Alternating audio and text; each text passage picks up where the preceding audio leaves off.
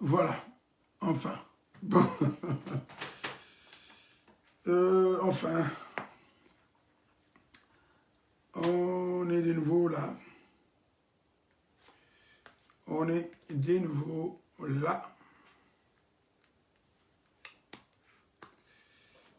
Les caprices de la technique.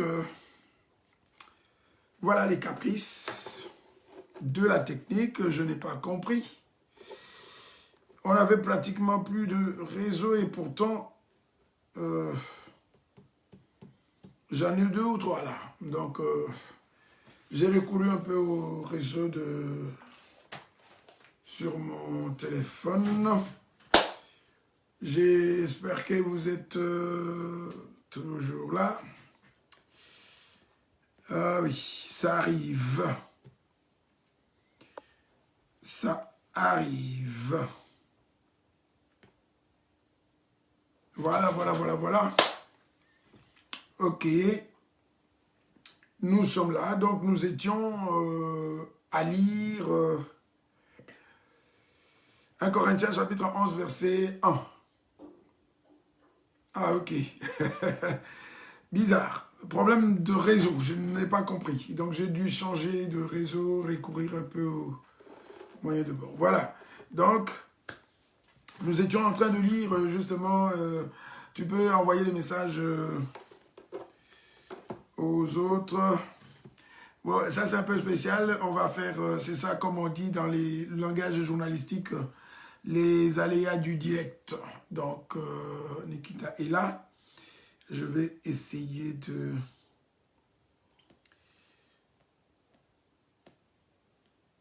rappeler...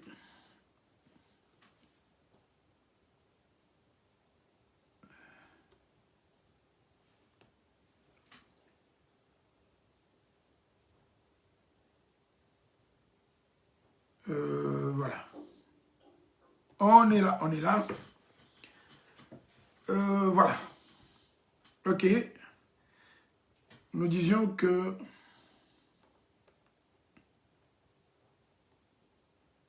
on va faire le direct un peu d'une manière spéciale. Même le téléphone, il ne veut pas appeler. Faites, donc suivez mon exemple, comme moi, de mon côté, je suis celui que le Christ nous a laissé. Donc, Paul dit que comme de son côté, il suit le modèle, ok, bon, ma Chantal, ok. Voilà, ça c'est comme on dit les aléas du direct. Des choses qu'on ne peut pas prévoir, c'est arrivé, oui. Alors, Paul, c'est un de ses témoins, hein. Nous avons, en lisant, donc au début, nous avons vu que nous avions une foule de témoins, et parmi ces témoins, ok, donc parmi ces témoins, il y a Paul, il dit, suivez donc mon exemple, et comme moi, de mon côté, je suis celui que le Christ nous a laissé. Voilà, Paul fait référence à Christ. Nous avons dit que le modèle parfait, le modèle sans défaut, le modèle dont il ne faut jamais, jamais, sous aucun prétexte se détourner, c'est Jésus.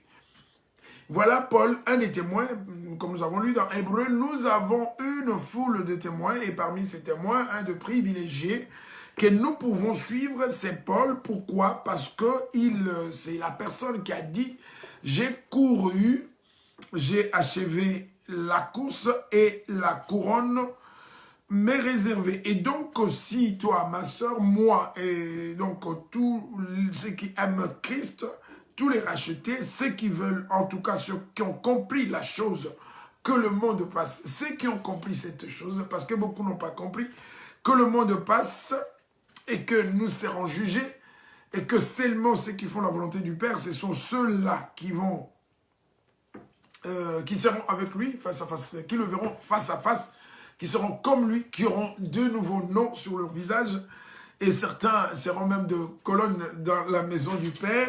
Ce sont seulement ces personnes-là, en tout cas, qui s'efforcent, parce que ce n'est pas toujours évident, qui s'efforcent pour suivre le modèle, en tout cas, que nous avons, le modèle que nous avons, c'est Jésus. Et ici, Paul dit, comme témoin fidèle, témoigné par le Saint-Esprit dans la Bible, il se présente aussi comme modèle. Nous avons dit un modèle, voilà, un modèle, un petit modèle. Mais il est intéressant comme modèle, pourquoi? Parce qu'on peut dire que oui, Jésus ne pouvait que réussir, parce qu'il n'est pas comme nous, il est Dieu, il est venu du ciel, il était rempli depuis le ventre de sa mère, donc c'était un personnage exceptionnel. Mais ici, avec Paul, ça devient intéressant, pourquoi? Parce que c'est quelqu'un comme toi et moi, c'est quelqu'un qui mangeait, c'est quelqu'un qui avait faim, c'est quelqu'un qui était né d'un père et d'une mère, quelqu'un qui avait commis des péchés comme toi et moi, né dans le péché, il n'était pas parfait, donc voilà, quelqu'un qui est comme toi et moi. Alors s'il a réussi, ça c'est encore plus motivant parce que je peux dire, si lui a réussi, moi aussi je peux réussir et d'ailleurs je dois réussir. Il dit, dans cette version-là, il dit voilà, soyez mes imitateurs. Nous avons dit que le modèle c'est celui qu'on doit imiter. Soyez mes imitateurs comme je le suis moi-même de Christ. Romains chapitre 12, verset 2 nous dit « Ne vous conformez pas au présent siècle ». Donc ne suivez pas, n'imitez pas, ne regardez pas ce qu'ils font. Or aujourd'hui, quand vous voyez combien de bêtises les enfants de Dieu, soi-disant, partagent, ne les imitez pas, ne vous laissez pas mettre dans un moule pour prendre la même forme comme tout le monde, comme le pain qui sort du boulangerie. Vous voyez les pains, quand on les met dans un même moule, ils sortent tous, ils ont la même forme. Aujourd'hui, nous avons notre modèle, donc Dieu soit loué, nous avons eu ce... Voilà. Et ne nous laissons pas, ni par notre façon de parler, ni notre façon de nous habiller, notre façon de nous maquiller, notre façon de... Non, on ne doit pas les imiter. Quelqu'un un jour m'a demandé, oui, mais c'est pas nous qui cousons ce vêtement, c'est pas nous les modélistes. Mais laisse-moi dire à la personne que les modélistes ne se laissent pas inspirer par le Saint-Esprit. Et ce n'est pas parce que les modélistes créent des choses que tu es obligé de le porter. Parce que de toutes les façons, il y a des hommes, des femmes qui s'habillent correctement de façon à honorer leur Dieu parce qu'ils sont chrétiens. Voilà, ce n'est pas une excuse, ça dénote tout simplement l'immaturité de la personne que de parler de cette façon-là. On a sorti des pantalons coupés partout pour hommes et pour femmes. Nous, on ne les a pas portés et on ne peut pas les porter parce qu'il n'y a pas que cela. Donc, celui qui veut être à la mode, soit disons, c'est celui qui va porter ces choses-là. Tout le monde fait, les gens font des tatouages, beaucoup ont fait des tatouages, on n'est pas tatoué parce qu'on ne pouvait pas suivre ces gens-là. Ils mettent des piercings ou je ne sais pas quoi, tout ce que le monde fait, on ne peut pas les imiter, ils ne sont pas notre modèle. Ce n'est pas une excuse, c'est n'importe quoi que de parler comme ça. Si on dit que nous ne devons pas imiter le monde, c'est-à-dire que le monde va sortir des choses. Mais il ne sort pas pour nous, parce qu'avant d'aller sortir les choses, le monde ne va pas consulter Dieu. Le monde ne tient pas compte de Dieu. D'ailleurs, pour le monde, Dieu n'existait pas. Donc, quand ils font leurs choses, parfois, c'est pour embêter, c'est pour même contredire. C'est que la position, donc la volonté de Dieu. Donc, ils font des choses exprès, on ne peut pas les imiter. Alors, ici, Paul, pourquoi est-ce que nous allons l'imiter alors que c'est un humain? Il est imparfait, il a fait aussi des fautes. Mais il dit, moi-même, comme de mon côté, je suis le modèle que Jésus-Christ nous a laissé. Donc, lui, il a suivi le modèle de Jésus. Et c'est pour cette raison-là. On ne le suit pas parce qu'il était... On suit Paul, pourquoi? Parce que Paul aussi a suivi le modèle Jésus-Christ. Donc, il est le modèle par rapport au modèle parfait qui est Jésus-Christ. Et donc, nous le suivons. Ce que Paul a dit, nous le faisons, nous le disons. Ce que Paul a fait, nous le faisons. Pourquoi? Il nous donne la raison. L'unique raison, c'est que lui, il ne s'est pas écarté d'un pouce. Il est resté dans le modèle que Jésus nous a laissé. Donc voilà un de témoins, Paul, que nous pouvons suivre. Pourquoi? J'insiste, pourquoi? Nous avons dit, d'après Hébreux 12, au verset 1 jusqu'à 3, que notre modèle, c'est Jésus, le modèle parfait. Mais nous avions lu aussi que nous avions une foule de témoins. Et parmi ces témoins, nous avons Paul. Il est le modèle. Pourquoi? Il ne s'est pas écarté du modèle de Jésus-Christ. Et donc, toute personne qui suit l'exemple de Jésus, toute personne qui est dans la volonté du Père comme Jésus, eh bien, il constitue aussi un modèle pour nous. Voilà. Et d'ailleurs, nous allons le voir.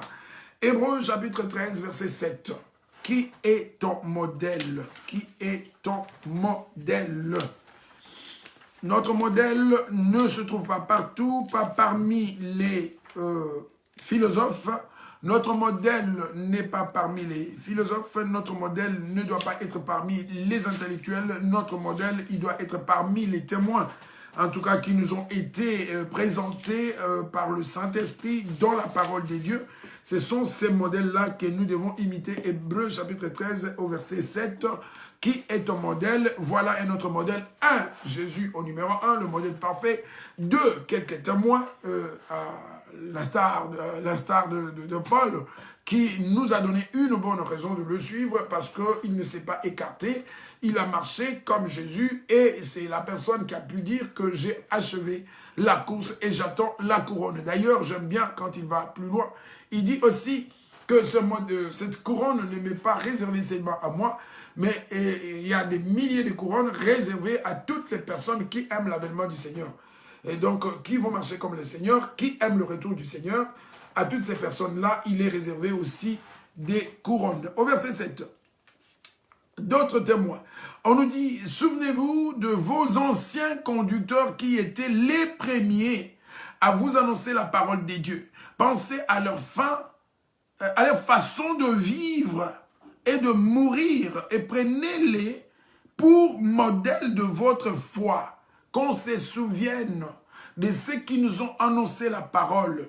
Aujourd'hui, il y a des milliers d'annonceurs de parole et des milliers de prédicateurs. Mais ici, on dit que nous devons penser à leur façon de vivre. Et je viens dans l'autre version. J'ai pris l'habitude comme ça d'aller donc à la fois dans les deux. Ça facilite aussi parfois la compréhension.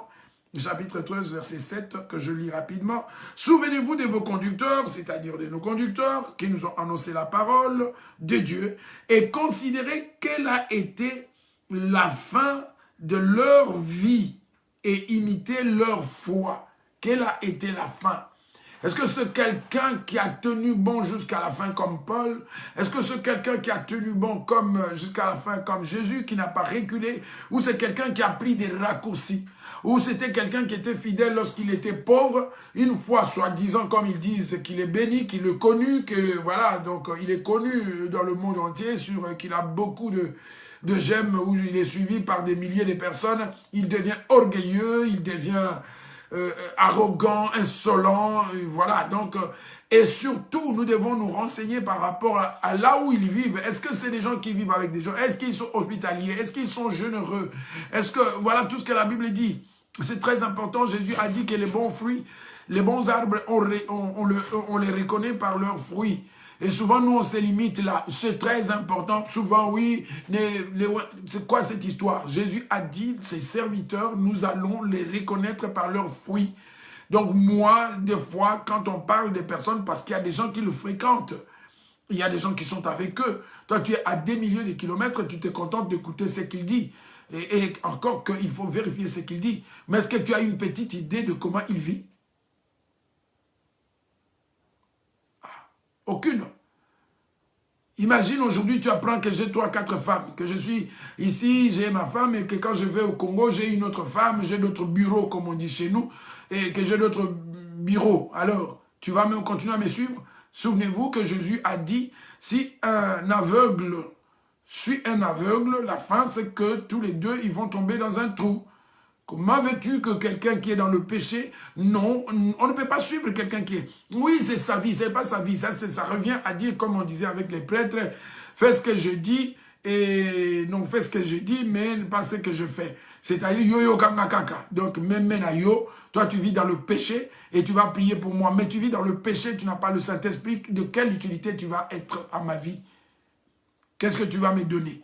Je veux quelqu'un qui craint le Seigneur, parce que lorsqu'il va crier, il va prier, nous devons prier les uns pour les autres. Quelqu'un qui vit dans le péché, il va prier pour toi. Tu crois que sa prière va t'être utile? Arrêtons parfois l'hypocrisie. On est chrétien, même si parfois on préfère dire nous sommes des humains, mais nous sommes la lumière du monde. Nous sommes des humains, mais nous ne sommes pas comme les autres. Nous sommes des humains, mais nous ne sommes pas du monde. Nous devons être différents. Notre langage doit être différent, notre comportement doit être différent, nos attitudes, notre habillement, donc tout. Nous devons être différents. C'est Jésus qui a dit, nous sommes la lumière du monde. Et donc, le monde doit avoir les regards tournés vers nous. Bonsoir, ma sœur. Et donc, voilà, et arrêtons un peu. C'est un peu trop facile des arguments de faiblesse. Les gens, on les fait avaler tout. Oui, c'était un être humain. Oui, ça peut arriver. Oui, on peut tomber. Mais un enfant de Dieu peut trébucher, mais il ne vit pas dans le péché. Un point barre, c'est ça la Bible. Un enfant de Dieu ne vit pas dans le péché, ne pratique pas le péché. Pour lui, le péché, c'est juste un faux pas. Et si c'est un faux pas, il se relève vite, il change de vie et il n'y revient pas. Mais si on apprend toujours la même personne, oui, c'était avec elle, toujours la même personne avec elle, tu ne peux pas être un modèle. Et souvent, on défend parce que nous sommes aveugles. Ce n'est pas à toi de les défendre. Et si ce qu'on dit est vrai, si c'est vrai. Parce que parfois, Dieu permet, on peut se cacher, nous tous, nous sommes tous concernés. On peut faire le malin tant qu'on ne nous a pas attrapés. Mais parfois, si Dieu nous appelle à la repentance qu'on ne comprend pas et qu'on ne se repent pas, à un moment donné, Dieu peut permettre, Dieu peut nous démasquer, Dieu peut permettre que notre vie cachée soit dévoilée. Et à ce moment-là, tu vas passer ton temps à me défendre. Il faut voir, parfois, il ne faut pas défendre l'indéfendable. Voilà, ils ont la mission de nous conduire à Jésus-Christ, pas à nous embrouiller avec leurs péchés. Ils ont le devoir de donner un exemple. Pierre dit, soyez le modèle du troupeau. Et je crois que s'il faut qu'on revienne pour la troisième fois, on reviendra. Oui, Pierre dit, soyez le modèle du troupeau, comme Paul dit ici, soyez mes imitateurs. Il était prédicateur, il était serviteur de Dieu, et il se présente, il dit, soyez mon modèle. Alors, ceux qui nous conduisent, est-ce qu'ils peuvent dire, soyez mon modèle? Alors, vous qui nous connaissez, est-ce que vous pouvez nous suivre? Voilà. Si c'est oui, gloire à Dieu. Alors, vous apprenez qu'on a escroqué là-bas, vous apprenez qu'on est tombé là-bas, vous apprenez qu'on passe notre temps à boire, notre temps à nous battre, à critiquer, à faire des choses. Est-ce que vous pouvez nous accepter comme modèle? Parce que si on dit, souvenez-vous de vos anciens conducteurs qui étaient les premiers à vous annoncer la parole de Dieu, pensez à leur façon, j'aime dans cette version, vous voyez qu'on donne les détails qu'on ne donne pas ici, pensez à leur façon de vivre et de mourir à la fin de leur vie et prenez-les pour modèle de votre foi, qu'ils soient notre modèle. Voilà le modèle. Ici, on nous donne des gens qui sont dans la Bible, des gens qui ont suivi la parole de Dieu, qui ont écouté la parole de Dieu, qui sont restés fidèles. On ne cite pas Messi ici, on ne cite pas Michael Jackson ici, on ne cite pas Beyoncé ici, on ne cite pas les gens du monde, pas les footballeurs, on ne cite pas les politiciens. Ici, c'est des gens qui ont marché le modèle de leur foi. Toi, c'est qui ton modèle? Sur TikTok, si c'est TikTok, je ne sais pas. Tout ce qui se passe là-bas. Est-ce que ce sont ces gens, ces modèles, qui conseillent aux femmes de prendre, quand ils vont dans des manifestations ou à l'église, de prendre leur sac avec les marques et de mettre sur la table le côté où il y a la marque.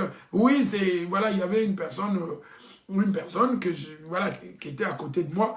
Et elle m'a montré ça. Donc la personne conseillait, donc quand tu arrives comme ça, une façon de marquer ton territoire, de montrer je ne sais pas quoi. Donc les gens qui mesurent leur valeur par rapport au matériel, c'est être abaissé. Même si ton sac coûte 100 000, la vie d'un homme n'a pas la valeur de 100 000. C'est vraiment se rabaisser, c'est ça l'aveuglement, c'est ça manquer de sagesse, manquer de maturité spirituelle. Même si quelqu'un qui a Ferrari, non, je n'ai pas la valeur d'une Ferrari. Une âme n'a pas la valeur de quelque chose de matériel, ce n'est pas possible. Donc toi, en toi, tu n'as pas de valeur. Donc pour être considéré, pour que les gens sachent que tu es quelque chose, c'est par rapport à la voiture que tu es. Ça, c'est le monde. Jésus avait quoi? Alors on mesure la valeur de Jésus, c'est mesuré à quoi? Il n'avait même pas de vélo. Voilà les gens que nous suivons comme modèle. Si ta valeur, c'est par rapport à des maisons que tu as, et alors tu es vraiment plus bas que... Parce que ce ne sont que le matériel. Et aux yeux de Dieu, ils n'ont aucune valeur. Donc tu n'as aucune valeur devant Dieu. Spirituellement, tu n'as aucune valeur. Et tu as compris que tu n'as aucune valeur, que tu veux te mettre en valeur par rapport aux choses. Donc on peut calculer ton prix. Moi, on ne peut pas calculer mon prix.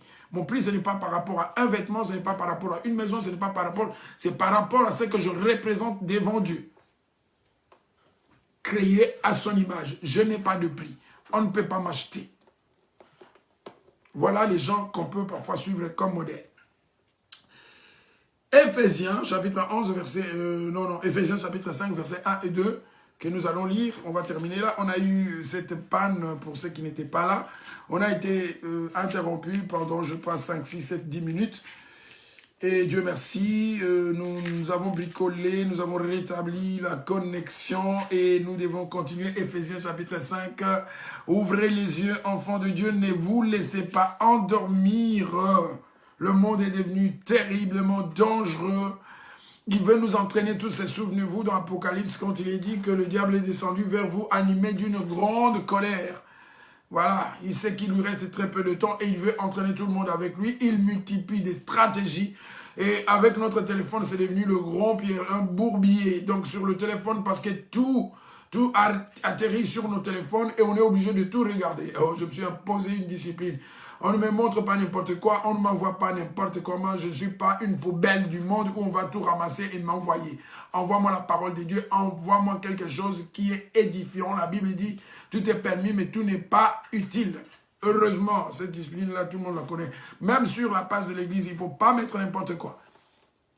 C'est ce qu'il ne faut pas mettre n'importe quoi. D'ailleurs, il ne faut pas ramasser les choses à gauche, à droite. On met des choses utiles qui nous appartiennent à nous, des choses dont nous avons besoin, qui viennent de nous. Voilà. On n'est pas la poubelle du monde et on n'est pas là pour mettre des caméras partout.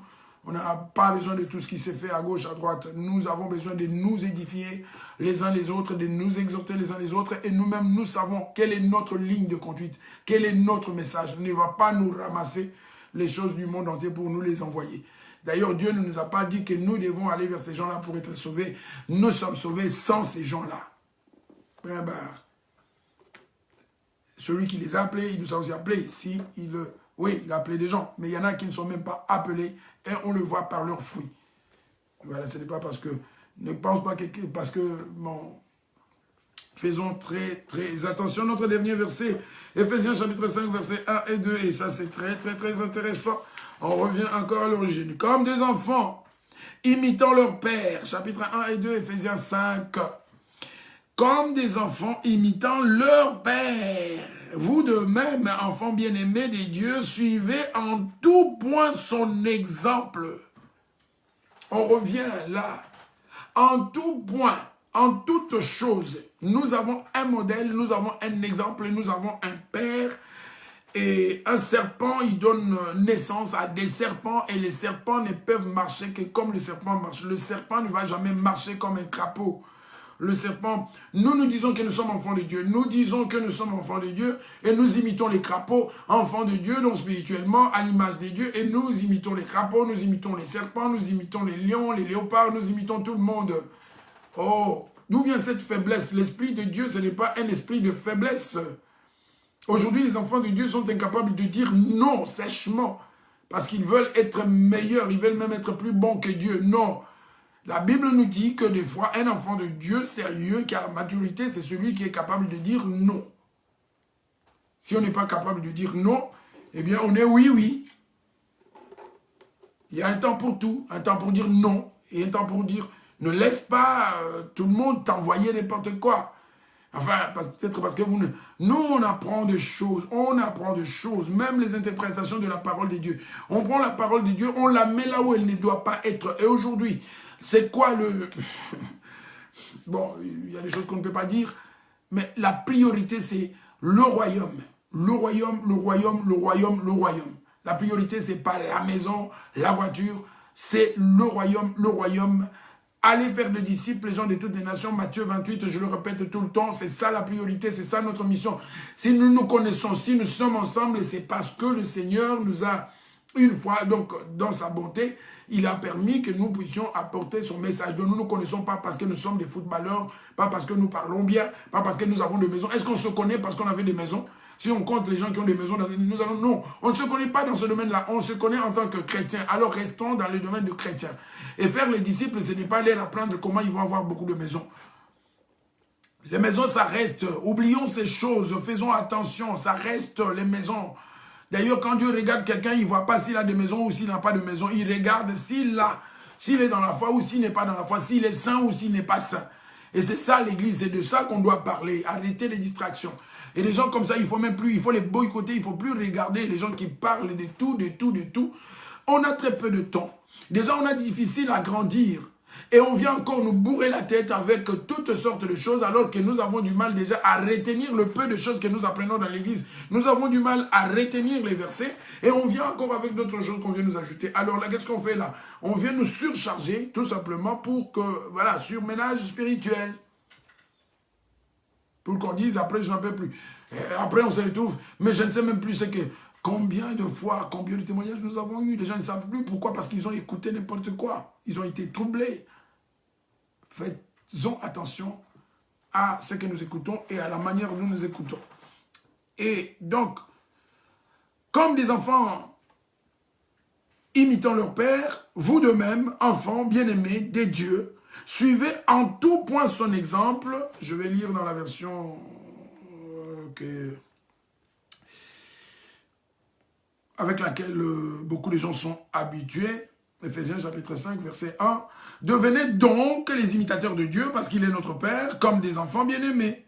Et marchez dans la charité. Voilà le modèle. Le modèle, c'est quoi? Lui, il a dit, oui, surménage spirituel. Oui, on est surmené aujourd'hui.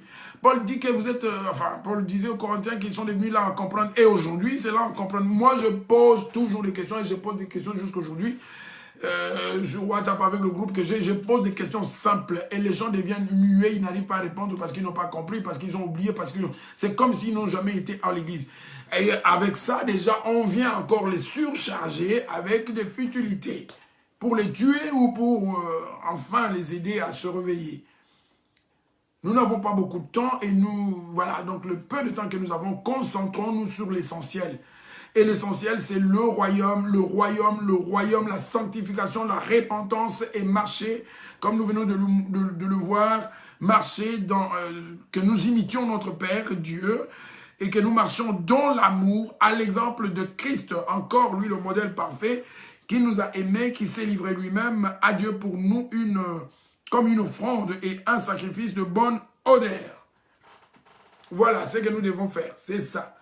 Imiter Jésus. Écoutez qu'on parle de Jésus. C'est ça l'exemple.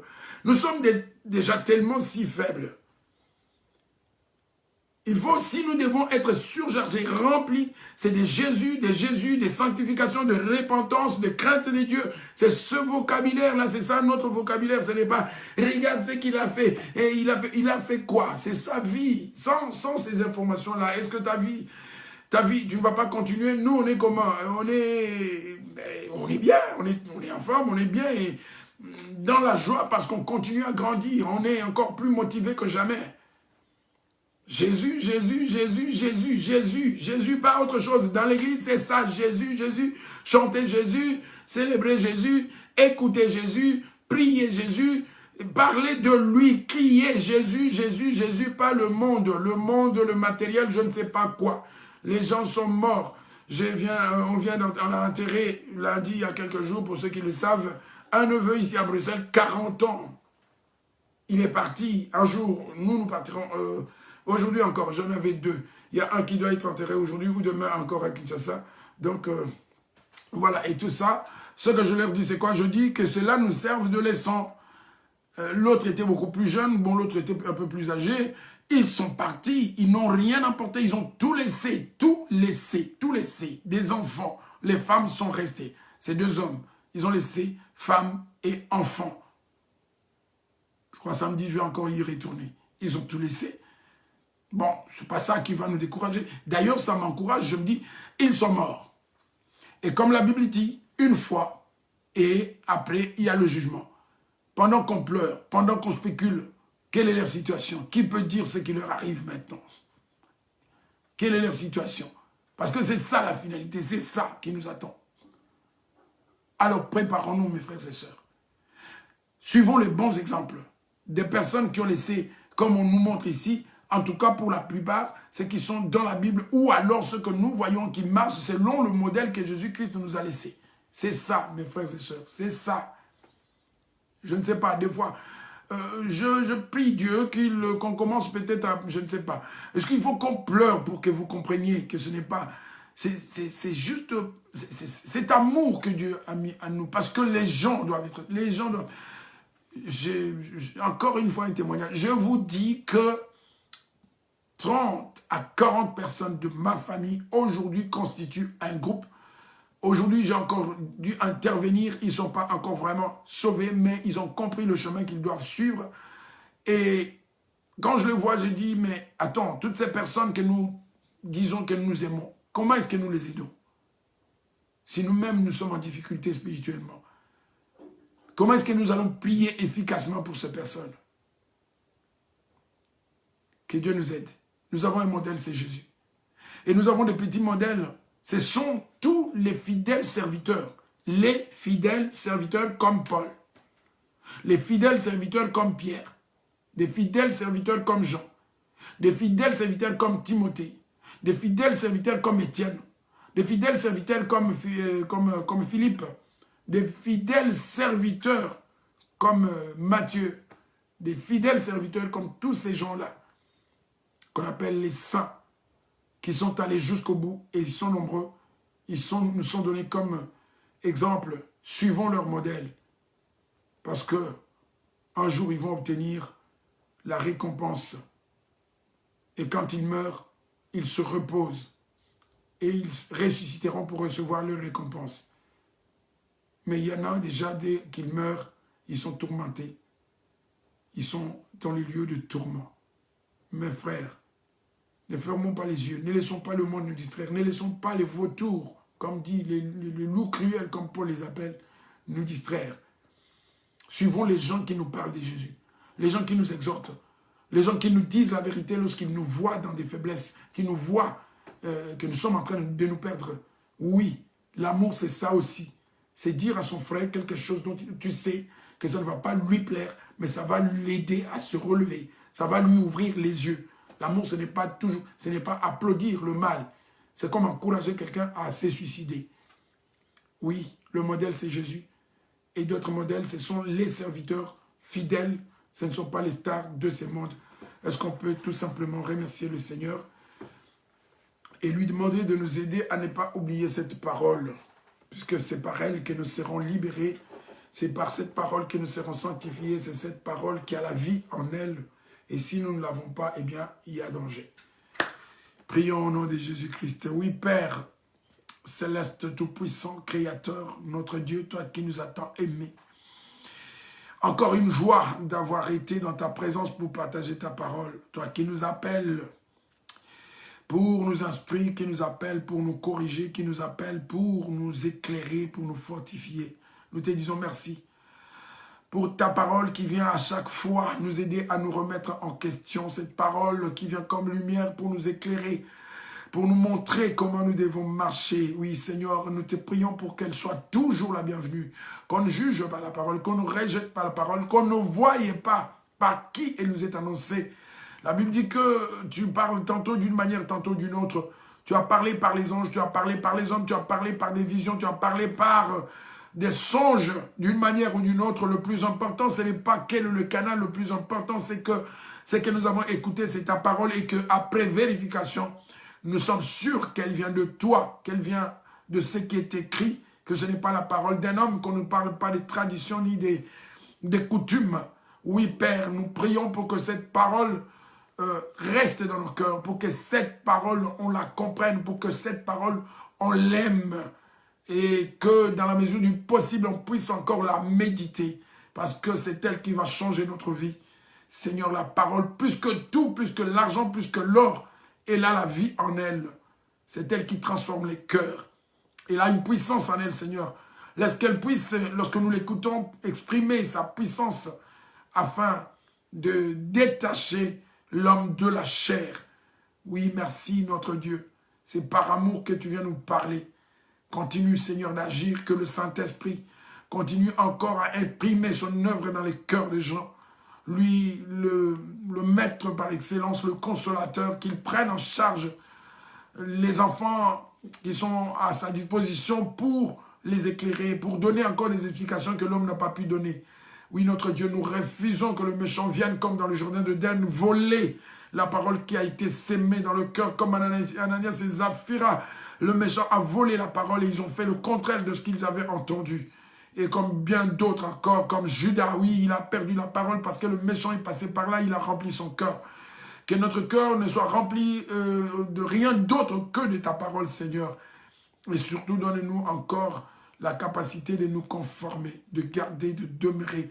Parce que c'est à ce moment-là seulement que nous sommes aux yeux de Jésus, ses disciples. Que la gloire, l'honneur reviennent à Jésus-Christ seul et que tout le monde soit gardé sous la main puissante de Dieu. Seigneur, souviens-toi de tous les problèmes que tes fidèles rencontrent. C'est des problèmes de maladie, c'est des problèmes de soucis, des problèmes de trahison, toutes sortes de problèmes de difficultés. Lève-toi, Seigneur, pour les aider à tenir. Tu es passé par là, tu as achevé ta course.